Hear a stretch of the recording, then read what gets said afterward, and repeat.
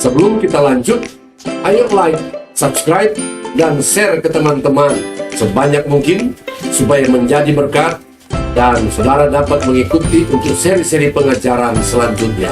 Tuhan memberkati. Shalom. Saya percaya Bapak Ibu Saudara sekalian adalah orang-orang yang dikasihi dan diberkati Tuhan. Pada kesempatan ini, saya akan membahas seri tentang topik baptisan Roh Kudus.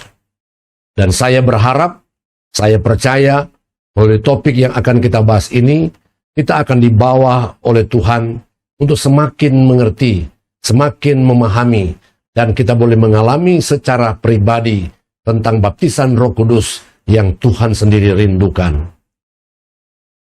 Topik baptisan Roh Kudus adalah topik yang banyak diperbincangkan, bahkan diperdebatkan, sehingga bisa dikatakan sebagai topik kontroversial di kalangan gereja, khususnya di kalangan para teolog.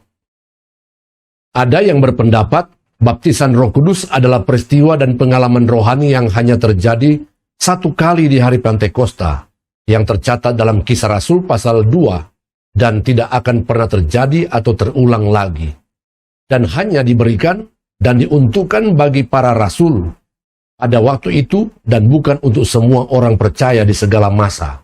Pendapat lain mengatakan bahwa baptisan Roh Kudus adalah karya Roh Allah yang mempersatukan orang percaya dengan Kristus bersama dengan orang-orang percaya lainnya dalam tubuh Kristus ketika orang itu diselamatkan. Dengan kata lain, saat seseorang percaya dan menerima Yesus, maka secara otomatis dia sudah menerima baptisan Roh Kudus. Siapapun bisa punya pendapat atau penafsiran tentang baptisan Roh Kudus.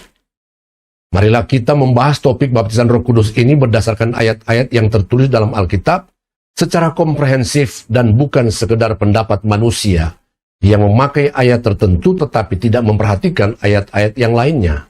Namun baiklah kita memperhatikan terlebih dahulu peringatan Tuhan melalui ayat-ayat berikut. 2 Timotius pasal 4 ayat 3 dan 4 berkata, "Karena akan datang waktunya, orang tidak dapat lagi menerima ajaran sehat, tetapi mereka akan mengumpulkan guru-guru menurut kehendaknya untuk memuaskan keinginan telinganya. Mereka akan memalingkan telinganya dari kebenaran dan membukanya bagi dongeng." 1 Timotius pasal 4 ayat 16 berkata, "Awasilah dirimu sendiri dan awasilah ajaranmu.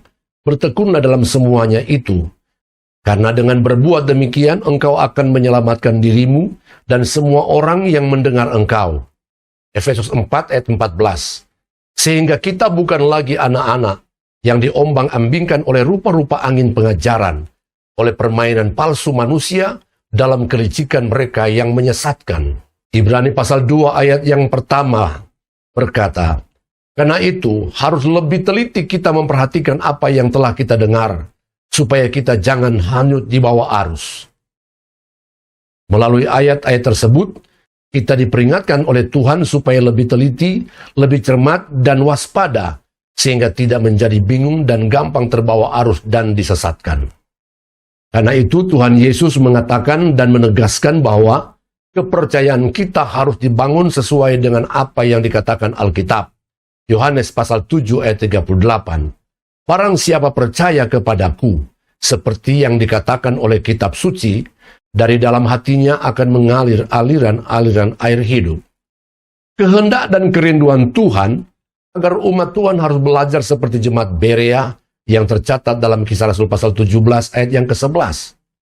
Orang-orang Yahudi di kota itu lebih baik hatinya daripada orang-orang Yahudi di Tesalonika, karena mereka menerima firman itu dengan segala kerelaan hati, dan setiap hari mereka menyelidiki kitab suci untuk mengetahui apakah semuanya itu benar demikian.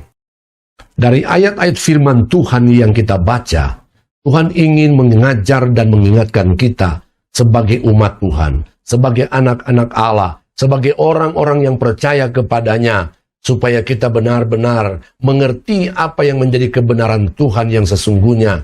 Kita bukan sekedar suka dan senang mendengar apa yang disampaikan manusia, tetapi kita boleh belajar secara pribadi melalui firman Tuhan, melalui persekutuan kita dengan Tuhan lewat firman-Nya, sehingga benar-benar kehidupan rohani kita bertumbuh dengan benar dan sehat, ke arah kesempurnaan Kristus.